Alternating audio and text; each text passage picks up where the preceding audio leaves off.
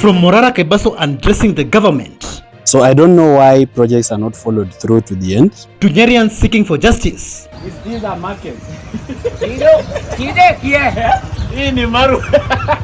What is road maintenance levy? So stay with me, I explain to you what road maintenance levy is. Enarasha robbed in broad daylight.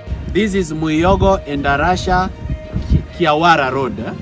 We have made it our business to travel around the country and know how the Kenyan people feel about this government and the projects that it's doing.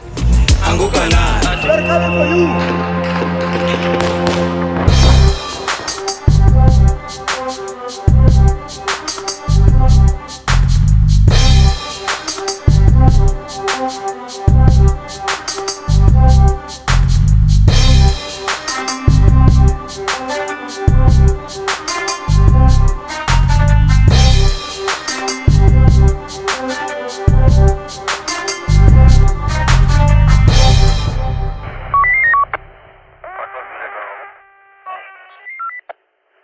Hello, how are you? Welcome back to ShowNewTrend. I'm your host of today and my name is Elvis Derry. And finally, Vampire Diaries is back by Morara Kebaso.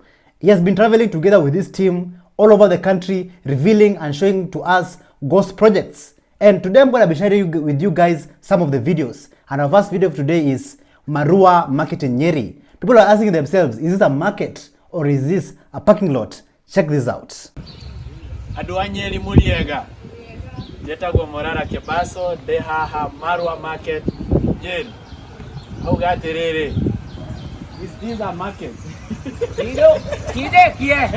Ini Marua. Esi Marua. Ini Marua Market. Ini garage. Ini Marua Market hapa Gateto, Ruringu Ward. Come I show you the market. Market ndio hii. Hii ni market garage. Songa tuhesabu miguu. Hii ni market garage. Hii ni 1, 2, 3, 4, 5, 6, 7, 8. Market. Wameunda market kama parking. Wameunda market kama parking bwana. Hey! Hao watu hawana huruma. Hawana huruma na pesa ya watu.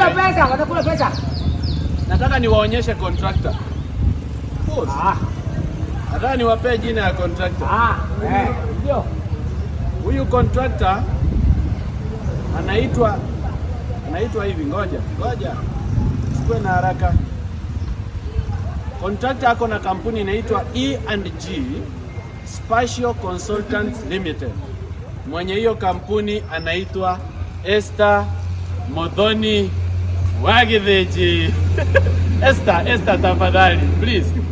Watu wa Nyeri, they are not stupid. This is not a market. Ni garage. Hii si soko. This is a parking. Ni garage.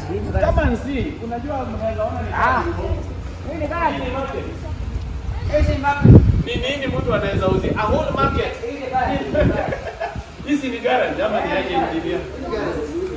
Engineer ni market. Ni garage. On the structural component, this is what transmits load from the roof to the foundation.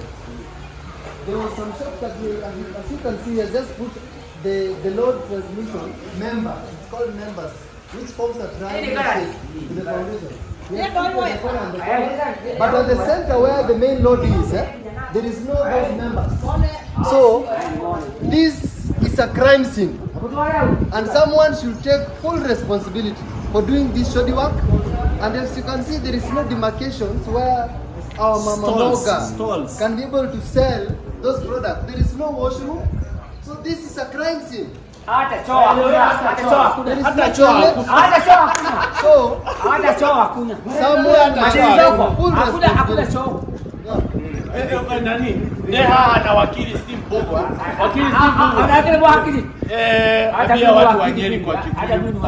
Andu a Nyeri muri egana ni jamenya mwina kiha o thaithi tuna kiha muno yetagwo wakili Steve Bogo wa Wanjiru. Uragwo ndi council member wa kema wa the Law Society of Kenya. Na kukite kumenya uria uguthiri wa mbeca cia mwiki ko tugithi na mbere. Ukona Esther Githiji hamwe na thirikari ya kaunti yago manyitanite magakira andu shedi ya trera makauga ati ni rio shape ya gwikira market rio thoko ya guku ona ngirona bara area ino nio access road ati ya access haha hatiri na bara ya kitwo ni ukora mutheri kioro kiria kironeka kira savu muingi no urorie kamera haria kando kamera haria niko kioro kiria niko kioro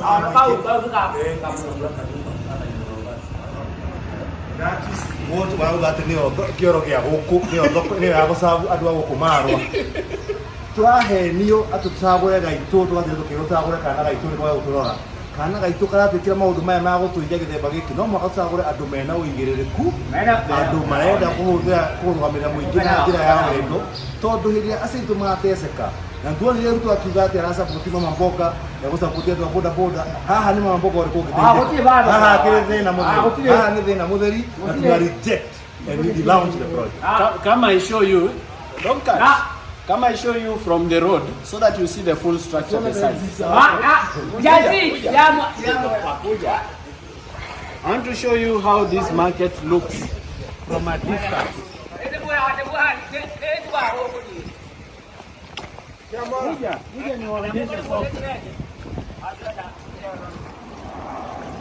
Aduanyeli. Soko ndio hii. Hii ni mchezo. Hii kitu inakaa ile loading zone ya Isiolo International Airport. Ile loading zone ya Isiolo International Airport yenye ili cost 23 million. Ilikuwa inakaa kitu kama hiyo. This is a joke. By the way, this is not a market. This is maybe a parking or something. It doesn't even have a toilet. Sasa hii kitu inakuaje soko? Look even at the width. Look at the exit iko wapi na the toilet. Okay, which of the two is the exit or the entrance? You can't even This is devolved corruption. yes. Na wana wametoa Jengea watu soko ya maana. Wacha hii jokes. Aduanyeli au gatiriri. Hii kitu ilikuwa inafanywa 2019 2020 eh? Hii barabara ya kwenda kwa hiyo soko nimewaonyesha. Angalia barabara. Soko ndio ile pale. Ni olimo. Even Ruringu Stadium was a crime scene where the contractor was already paid 260 million. But by then, 288 million was already allocated to build that stadium. But when you look at that place, it's empty. There's nothing. And thanks to Morara Kebaso and his team, we Kenyans knew about this. Take a look. I want to read for you the facts from the Auditor General's report. Now, a contract was signed for Ruringu Stadium on 5th of January 2017 for 288 million 45,530 Kenya shillings.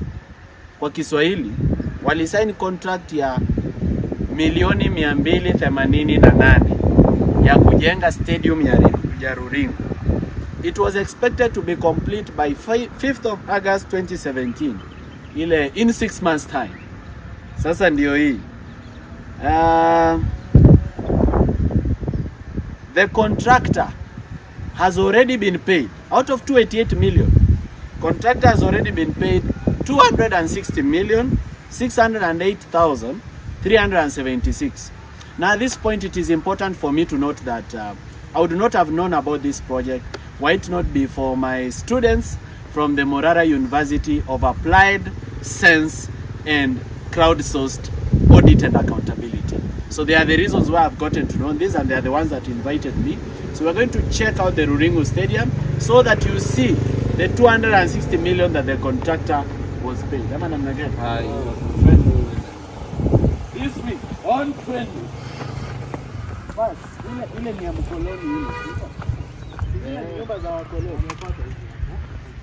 Sasa unaona Morara? Sasa unaona venye kuna mabati hapo. Hapo kabarikade hapo. Nyumba za hii affordable housing zinafaa kujengwa hapo. Hivyo yote kiwanja yote venye unaona barikade yote. Hizo za PSK showground ya agricultural society. Agricultural society Kenya. Sasa chenye walifanya wakatoa ESK. Kitambo ESK ilikuwa inafanya. Wakaihamisha kaipeleka Nyeri. But hizi nyumba si ni za mkoloni juu hata na kitambo. So kuna ile picha fulani hiyo ndio ama video. Kile hata akiwa hapa tusema hizi za ya independent state. Ilifanywa hapa. Hapa ndio mahali Kenyatta alisema tumepata independence. Hatujapata yote. Ona vile wanagonga simiti. Alafu kumbuka walikuwa na tenda ya kabla. Yeye alishaleta akapla akalipa. Ashalipwa? Ona vile wanagonga simiti. Hii ni nini? Hii mixture is it balanced ama una si? Is it balanced? No. Some water. Kabro yeye alisha supply akalipa.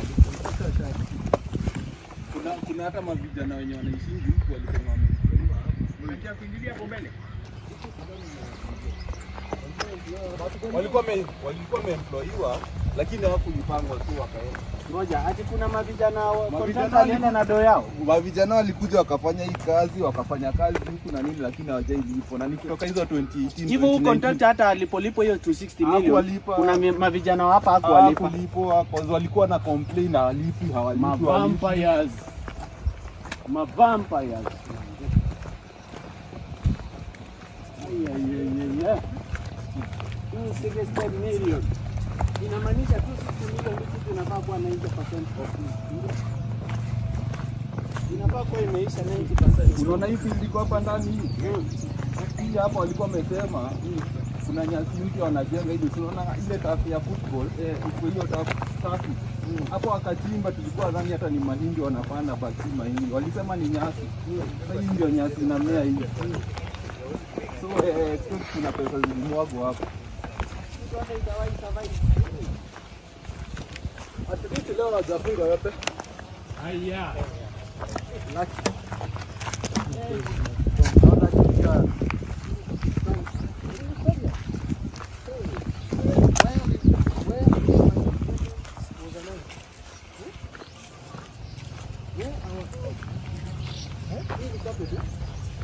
Na imagine ile time contractor alikuanga huku.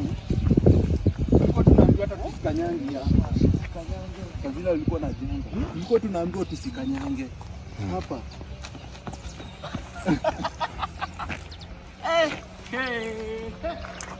Ruringu Stadium. Contract 288 million. Paid to the contractor 260 million. Tazama wana televisheni hali ilivyo. Hapa sasa ingekuwa Jamhuri Day. Ule warrant officer tu Mwandawiro angekuwa anasema inayopaa angani sasa ni ndege aina ya FY5. Mtukufu Rais Baba wa Taifa. Na ulisikia by the controller of budget leo on TV akiwa K24 alisema during Jamhuri Day celebrations gava ilimwomba 1 billion ya kufanya Jamhuri Day 1B. Haya akateta ikabidi approve 300M. Jamhuri Day 300M. That's a lot to do. When you lose your loved one, you want them to be treated in a very respectful way when they're taken to the morgue. But this is a different case in Isiolo Level 5 Hospital, whereby even the cold rooms are not functioning. Where are we heading to as a country? Check this out.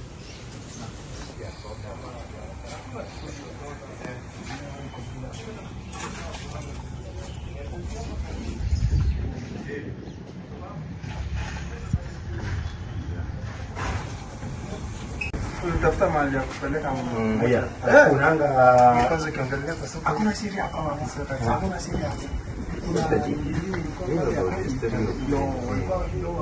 We are here at the Isiolo County Referral Hospital. This is a level 5 hospital and we are at the mortuary. Now in the whole of Isiolo County there is only one mortuary and this is the mortuary. Sadly, this mortuary can only hold 12 bodies. So in the whole of Isiolo County we have one mortuary, and this is the mortuary, and it can only hold 12 bodies because it has only 4 cold rooms, and those cold rooms can only hold 3 bodies, and none of them is functional. A contract was awarded here for the renovation of this mortuary, which is 10.5 million. It was awarded to a company called Achilles. and it was expected to be completed within 8 weeks from the 9th of April. So we expected that by July there should be at least be a semblance of renovation. I've come here, the mortuary is not functional as you've seen. Now, remember that this mortuary also serves parts of Marsabit and parts of Samburu.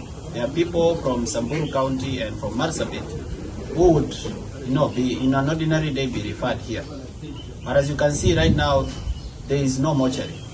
So anybody who dies in Isiolo County is taken to mortuaries outside the county, more especially in Meru.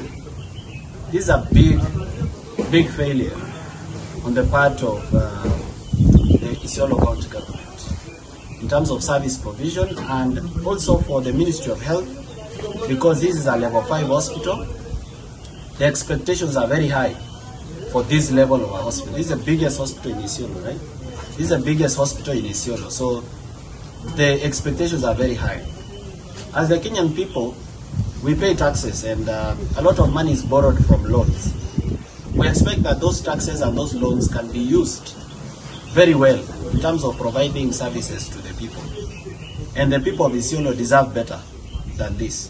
Isiolo is a very cosmopolitan region with all tribes and communities living and working here. And this is quite disappointing because even the smell here is a very foul smell, yet it has not been operational for a long time, meaning it was not even cleaned and disinfected, meaning this can even be a source of infection. So this is a big failure because the government invests a lot in healthcare in our country, but the money that is meant for healthcare is stolen and pilfered and embezzled by rogue officials in the Ministry of Health, assisted by people from the county government. So if nothing is done here, this will be a big downside on the part of the people of Isiolo. We are extremely disappointed, and we will be revealing soon to you who the owners and directors of Achilles contractors are, but clearly this is a crime scene. So extreme disappointment here. So. Even the government is stealing from itself, whereby in Isiolo, the Isiolo County Government Headquarters was supposed to be built, and it was supposed to cost 870 million, and was being built by the Ministry of Lands, Housing and Public Works. But they decided to eat and chop all the money. Take a look at this. So we are here at the Isiolo County Headquarters. This project, the initial contract was for 870 million. Now, the Isiolo County Headquarters was not a county project. This was a national government project through the Ministry of Public Works, where they decided to build for Isiolo County a headquarters under the Equalization Fund. So under the Equalization Fund, the Ministry of Public Works and the national government decided to build a county headquarters for the Isiolo County, costing 870 million. And the contract was signed on the 1st of September 2019. So we are now in 2024. And you can see the building has stalled. It's not ongoing. And to make matters even worse, we've noticed poor workmanship on this building, that it might be a danger to the people of Isiolo, and eventually, if not taken care of, it may collapse. And that collapse may lead to very many deaths. But I may not want to speak into the technical details. Our civil engineer here is going to speak about the technical details. Thank you so much. We are here conglomerating in front of the county headquarters, which was supposed to be completed, but now is a crime scene. Very few people can do this noble cause. We are patriots of this nation. Going to the details, and this is the engineer going up. This is the expansion joint. Straight to the top from the foundation. It is quite redundant, whereby, as you can see there, the crack has emanated from the top and joined the main concrete, and this has emanated due to the consolidation of the building. Consolidation means settling of the building. So by this means, we pushing the foundation of this structure. Thereby, at the end of the day, this building might even collapse at one section because it is sinking faster in one area of the foundation, leaving the other area being rigid. And the crack goes all the way. So, this is quite visible, as you can see here. So, Very poor one. I think we go to the center.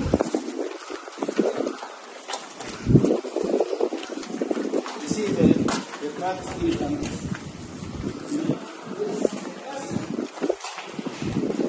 As you can see, this is the main column that holds the building at the center. And because of those few remarks, as an engineer who is trained, I want to call this structure a structure that we denounce immediately. And by denouncing, we request for demolition with immediate effect.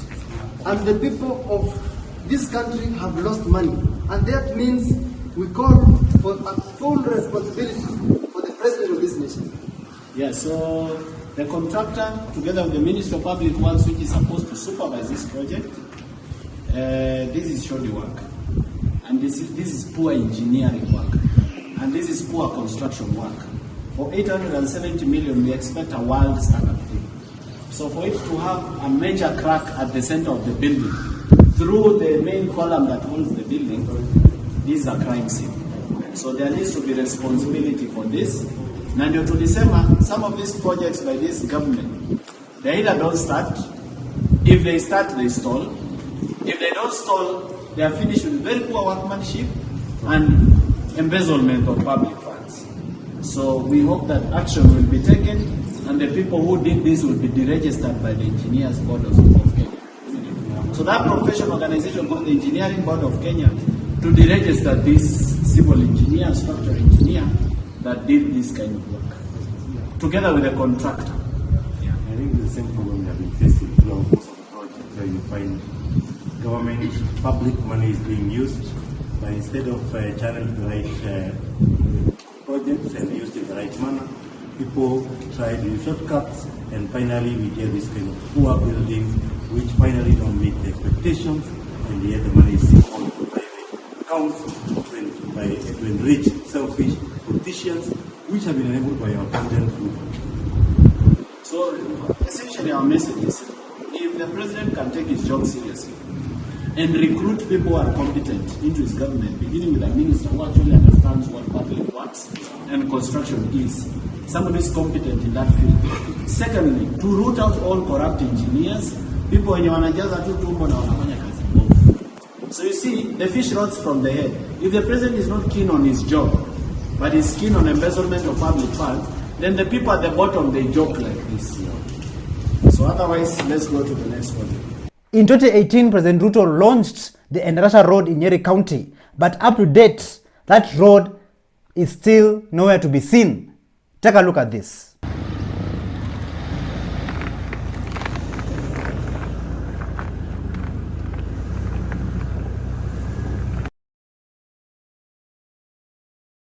Welcome again to another episode of the Vampire Diaries. I'm in Kieni constituency. This is Nyeri County. And where I'm standing, this is Muyogo Enarasha Kiawara Road. Now on the 27th of October 2018, His Excellency President William Ruto, who then was the Deputy President, came here together with the Member of Parliament for Kieni at that time, Kanini Kega, and launched a road called the Muyogo Enarasha Road. So where I'm standing, this is Enarasha, right? So from Muyogo to Enarasha, he launched a road. Now from here, Enarasha to Kiawara, the road is in very, very bad condition. Remember, we are speaking in context of the primary school where children died, and I want to take this opportunity to say pole sana to the families that have lost their children. Poleni sana, it's not easy. I cannot imagine your pain. But I also want to say that the condition of this road is very bad. If this road was done, it would even be easier for fire engines that can put off the fire to get to the school. So even the section that has been done from Muyogo to Enarasha, it has very poor workmanship and very many potholes. Then now from Enarasha all the way to Kiawara. From Enarasha all the way to Kiawara, this road even goes to Baringo County. This road is in a very poor state. So we want to say this. Since the government has been taking my words seriously, and they've been returning contractors to site, which shows that pesa iko ni vile ilikuwa inaibiwa. Now I want to challenge the director for Kenya Rural Roads Authority, together with the Minister for Transport, to come here within no time, very quickly, and come and map out this road from Enarasha all the way to Kiawara, and also to check on the poor workmanship of the road that was done from Muyogo to Enarasha, and make sure that the taxpayers get value for money for that poor road that has very many potholes. Nitawacha wakili council member for the Law Society of Kenya, wakili Steve Mbugwa, to now say it kwa lugha ya nyumbani ndio Wakenya waweze kuelewa. Murega muno andu a Nyeri Kieni thokire gucera gukwanyu ora tugutucera matura maria mangi kumenya uria project icio twahenia ni muthuri wetagwo Ruto magatuhenia ati ni maraturutira mawira na ugakora ni mbeca cia muingi irarĩo. Twarora tukite itura rĩrĩa Nyeri twa notice kuma freno ya Mwĩyongo guthie Enarasha na kuma Enarasha guthie ngina Kiawara. Fareno yakitwo na njira njuru muno tondu na party iria yakitwo tondu mugathe president ni ahinguririe fareno mwaka wa 2018 iria deputy president that time na akiuga ni ekwenderia ngina kumifando na ika campaigns yake cia 2022 na agicagurwo nenda guku na njira nene muno na tukiuga nturamunyitirira ta andu a Kirima no warora fareno muthemba yakitwo na mbeca iria ihuthirite billions of shillings hatiri na wira urutitwo wa maana na igatuma accessibility ya kundu gukorwo very difficult ati ngina ciana citu turahoya Ngai muno ahe aciari a ciana cia Enarasha ngoro amahe thayo thiini wa ngoro ciao. Ugakora ati ngari ya guthima mwaki ndingihota ngina ku access kuria kwina thina tondu wa bare no korwo i thuku. Koguo ni turahoya munene wa bururi na director wa Kenya Rural Road Authority moke na njira na ihenya muno na minister marore njira ino na menye uria guthondekwo na erike na contractor uria waheirwo wira wa kuma Mwĩyongo guthie Enarasha amenye ati bara iyo ithukite makiria ihurite marima ati ona ngari cirathi cigataroragwo tairi ikaremwo ni gukinya kana gukinya indo iria kana mirigo iria irabatarika thiini wa matura ma Kieni na matura ma mieneno ya Enarasha guthie all the way nginya Kiawara. Thengiũ muno na tukurira kwariria tu na haria hothe uri wenderee kwariria ndu ukamenya ati siasa iria cia ukabira ni cirathirire twagirwo ko tukimenya maundu ma uteithia ta Kenya tukamenya twina kihoto na kihoto gitu ko tukidemand services ciagirire tondu thirikari ikirogota mbeca cia igoti ndituhoya rutha ni tuoya yoyaga koguo na ithu tugitia services ni gwitia turetia na njira ya funjo makiri na tukademand ta Kenya na mbeu njithu. Thank you. Aya, andu wa Nyeri tunasema asante sana. Ngai nĩ mwega endo ciothe. Tunashukuru sana. Jetagwo Morara Kebaso na tunashukuru sana kwa kuendelea kufuatilia Vampire Diaries. Thank you very much. We are grateful. Let us take a short break. We're gonna be right back. Previously on the Vampire Diaries. Uka nyumbani na hauna kitu. Unaona watu wana bombido zenu. It gets frustrating.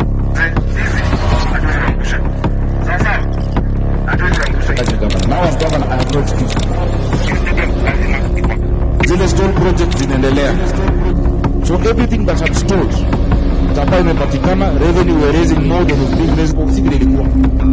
Atuwezesha kitu na tuache yanguke. Usigire ilikuwa. Atuwezesha kitu na tuache yanguke. Hapa kuna mambo. Sisi. Tunaangusha. Hatuwezi kuangusha ile.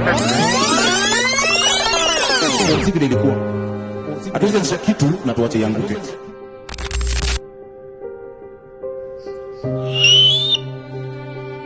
Visira wa imani.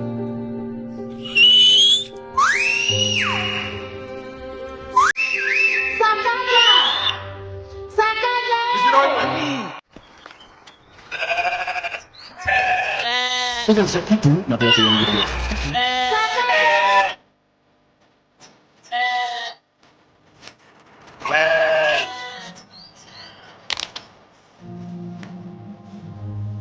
So everything that had stalled, Chapa imepatikana, revenue we are raising more than Sisi ilikuwa hatuwezi kitu na tuache yangu je.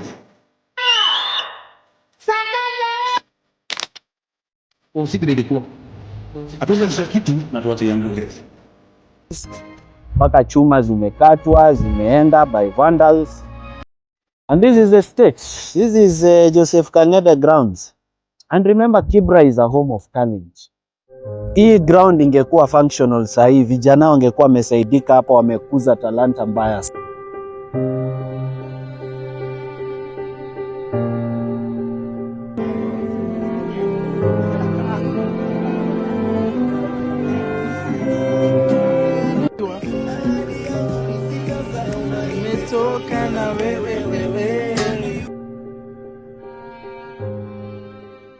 what I found in Nairobi people love Ibrahim Traore. Here's another one. People love Ibrahim Traore so much. The spirit of Captain Ibrahim Traore is spreading in Africa, and Nairobi, Kenya is not left out. As Captain Ibrahim Traore, President of Burkina Faso, will always say, today our fight is to be able to unite Africa, for our destiny are linked. Africa, wake up. Africa, rise up. Africa without borders. Africa, continental free trade area. The time is now. This man is awesome. Oh my god. Let's welcome Broski Albis Deli. Do you guys remember the Ruringu Stadium in Nyeri County, where it was allocated 288 million and the contractor was paid 260 million Kenyan shillings, but nothing was done till date? One of Morara Kebaso students decided to go there and see it for himself, and this is what he said about this. Haya basi, tulisema tusaidie Morara kazi on this accountability issue. Now this is Ruringu Stadium in Nyeri. There it is currently as of today. That's a newer side. The old stadium. This is the old stadium.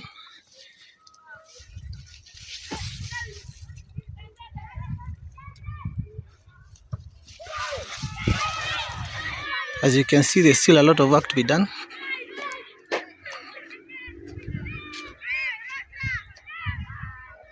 There you go.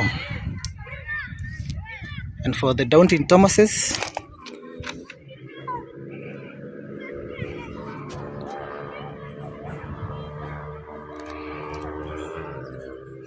since Morara Kebaso started touring around the country and showing us ghost projects, so many of his students came out and also did the same thing. One of his students went to Olrongai Vocational Training Center next to Moi's house, and he was shell-shocked. He couldn't believe his eyes. This is what he saw, and this is what he said about this. So as we drain the swamp, as we stand up for our rights, so karibuni Olrongai constituency. Huku hivi ni the home to former President Moi na kijana wake Raymond Moi. Huku hivi ndo ballot papers na ballot boxes zilifichwa 2022. Ndio kina Kashagwa wakakuja wote ati kukampenia UDA ati tupige suti. Na watu wakapiga suti. So tuingieni ndani tuone this failed polytechnic. So kwa history ya polytechnic, the first building iliyoko past hiyo goalpost iliyekangwa na councillor Wawero Nyangi, ilete ya councillor. Mawe ziliekwa, kakanini kaliekwa, lakini hadi mawe zote zilibiwa zikajenga zile rento ziko pale. These same grounds hapa hivi nayo in 2013 kuna kiwanja hapa vilijengwa na huyo MP sasa. This is a very failed project. So acha tuende kwa the next building yenye ilijengwa after ile polytechnic ya kwanza. Okay, so after ile building ya kwanza yenye mawe zilibiwa, hii ndio ilijengwa next na MC aliingia. After constitution mpya alikuwa anaitwa Mrs. Keumba.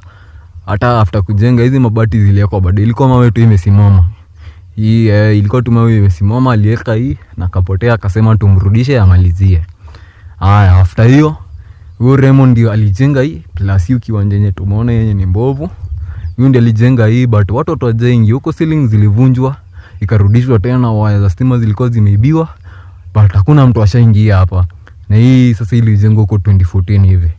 Hata hiyo ndio ilikuwa building ya mwisho yenye ilijengwa sana Gavana Lee na MCA wetu Simon Mwangi. Hii imeandikwa PB administration block. Sasa hii ni keje ya mtu hata. Kuna watu wanaishi hapo. Kuna mtu ashaingia kwa hii shule. So hao watu walijenga hiyo pamoja na choo na mafala wakaandika hadi jina yao kwa choo. Fale wenye walipewa hiyo contract ndio hao. Ile choo ingine huko juu pia imeandikwa jina, but sasa hii polytechnic ICDM to for 15 to 20 years hakuna mtu ameingia hapo. Huko hivyo juu mnaona ishaanza kulimwa. Even Ongata Rongai in Nairobi was not left behind, where Morara went to Olekasisi to show us these ghost projects. Like, this is just crazy. So many ghost projects in this country.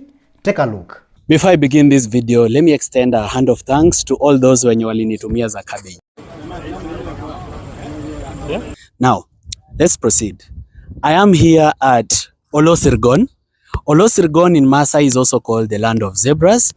And I'm here because of this project, routine maintenance and spot improvement for Nazarene Tualang Gurunga Road. Now, this road was allocated some money under the road maintenance levy. So stay with me, I explain to you what road maintenance levy is. Iliallocatiwa do in 2019. Na mpaka sahi, I'm going to show you the condition of this road. Road maintenance levy ni do unalipa ukifika tu kwa petrol station hivi, wakati unanunua mafuta inakuanga included in that price. Ndio maana Energy Regulatory Authority wana review price ya mafuta every 14th of the month. Now this road, this particular road, and I wonder why Joe Ageyo has not spoken about it, maybe because his media house doesn't permit him to do this, but he lives here. I know for a fact that he lives somewhere close here. Now, road maintenance levy this year alone were collected over 96 billion Kenya shillings. Road maintenance levy. Unajua barabara ile allocatiwa hiyo road maintenance levy. I want you to see the condition of this road and tell me whether there's any maintenance that looks like it has consumed money. Kumbuka hii ni tender ya 2019. So see the condition of the road. You can see the condition of the road. Now, the reason this particular project is painful is because the residents of this area have been contributing money trying to improve this road from their own pockets, trying to improve this road themselves, the residents wa hii area. Remember also that the president in 2023 launched road in Ongata Rongai of 2.7 billion. So I want to ask you guys, hiyo barabara kutoka Masai Lodge paka Nazarene, that road used to have tarmac. Wakati kwa naishi hapa kwa single room, nilikuwa nalipa 3K hapa, katika wangu alikuwa anaitwa Masharia, kianza maisha na mama. Hii barabara ilikuwa na tarmac from Masai Lodge up to Nazarene. Why do we do very poor quality road? Inaisha hadi tarmac inaisha kabisa, then we spend again on making roads. Why don't we make something that lasts? It's a simple question. Tafakari hayo. Even Ikumbi Karinga Kagundu Road, since 2019 when Kenha tended to it till 2023 July, when it was launched, there's still nothing. Like when you go there, you'll see nothing. Nothing.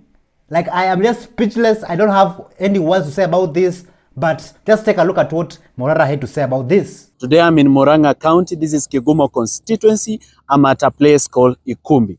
Behind me is Ikumbi Primary Junior Secondary School. And I've come here to check a road. This road was launched by the president or commissioned by the president on the 21st of July 2023. This is called the Ikumbi Karinga Kagundu Road, and it was supposed to cost 6.4 billion Kenya shillings. Independent 60 years, tuliambiwa ni self rule, billions on billions, tunaimbiwa na the same crooks, tunalipa madeni. Hizo ndio ma excuse. Watu wa Murang'a hamjambo. Hamjambo tena. Bwana asifiwe. Ngai ni mwega. Endo shiothe. Bas, mimi nimekuja hapa. Nilikuwa hapa mwaka uliopita. Tarehe 21 mwezi wa 7. Na si niliwaahidi hii barabara ya kutoka Ikumbi kwenda mpaka Kagundu. Niliweka 6.4 billion kwa hii barabara ya Maumau lot 2. Sasa tumeweka tena mpango. Kwa hii finance bill inakuja. Sasa tutaweka barabara zingine lami vile tumeweka hii. Na mimi nataka niwaeleze na nataka mnisikize vizuri. Si hapa kukikuwa na barabara wakulima wataweza kupeleka mazao yao sokoni. Ni kweli si kweli? Sijui kama tunaelewana. Independent 60 years tuliambiwa ni self rule, billions on billions tunaimbiwa na the same crooks, tunalipa madeni. Hizo ndio ma excuse ni generation Z, tuwezi make the same moves, occupy park. This is the status of the road. There is something else very painful I'm going to tell you about this road. Acha niwaangalilie hapa. Now, on the day this road was launched by the president, Kenha made a procurement. It made a procurement to a company called Mosound Group Limited, and it paid them 2,217,751. And it was for putting up a holding or briefing room for the president, a holding area, a display, logistics and labor. Yani ile kuset up tent, nini, ile ribbon yenye president atakuja kukata kama hiyo yenye mmeona hapo ni kiklap. They spent 2,270,000. Hiyo ni yenye wali spend to set up hiyo kipindi. Now, not to talk about how much the president spent in fuel for his guzzlers together with the DP from Nairobi up to here. I'm here. This is Mau Mau Road, Lot 2, Murang'a County. As you can see, hapo ni Kenha. But there's something I want you to see up there. Project number Kenha 2205/2019. So I have only one question to our president. Kama project number kwa Kenha ni ya 2019, how did he manage to launch it in 2023? And after that launch, what has actually happened on the ground to date?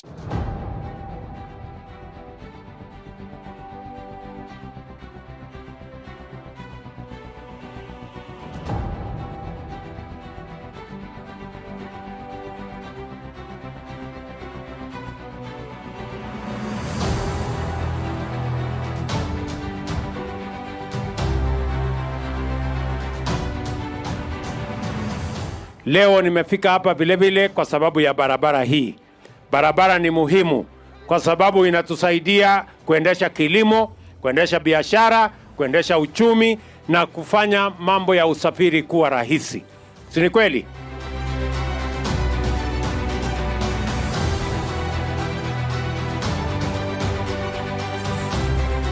Even in Ngong in Nairobi County, where a sports complex and a stadium was supposed to build, 198 million was allocated for these projects, but only 50 million was spent.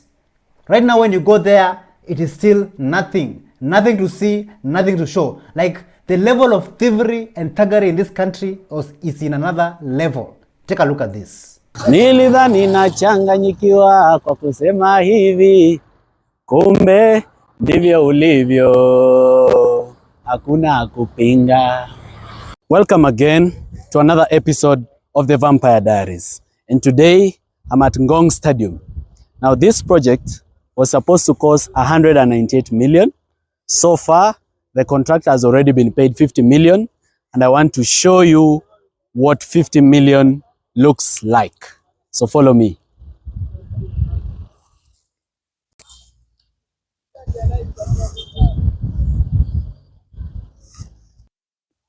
That is what 50 million looks like.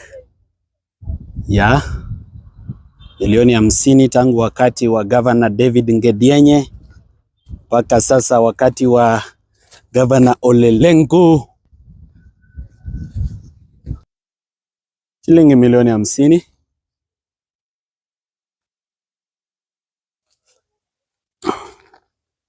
Yeah, so that is the half perimeter wall. So there is a perimeter wall on the front side.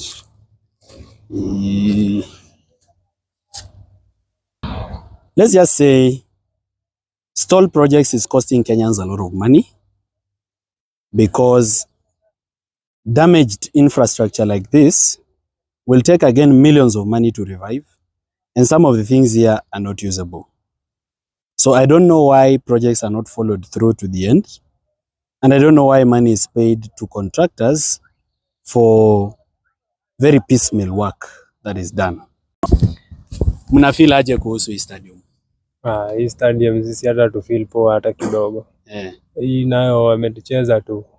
Hapa hakuna kitu tumefanya. Unaona ni kipindi. Hii nayo ni movie. Hebu wewe toa maoni yako, unaonaje? Hii grao imekuwa hivi for a very long time, almost 10 years plus. Na county government tukiangalia Hakuna shughuli yoyote washai hata kuinvolve mavijana waambie grao yenyu imefika hapa, itaundwa lini. Yaani hakuna kitu yoyote tunaambiwa. So ndio tuli take initiative kama wana sporti, Ngong Sport Association. Tukaamua sisi wenyewe tujikombolee grao. Ndio hata ukiangalia hiyo grao tuliingia tukaanza polepole. Sasa hii tumeslash imefika hapo. Nyinyi ndio mmekuwa mkikata nyasi. Ndio tumekuwa tukifanyia shughuli. So very ni nice. Polepole tu. Na najua hii soon. Tutaitumia.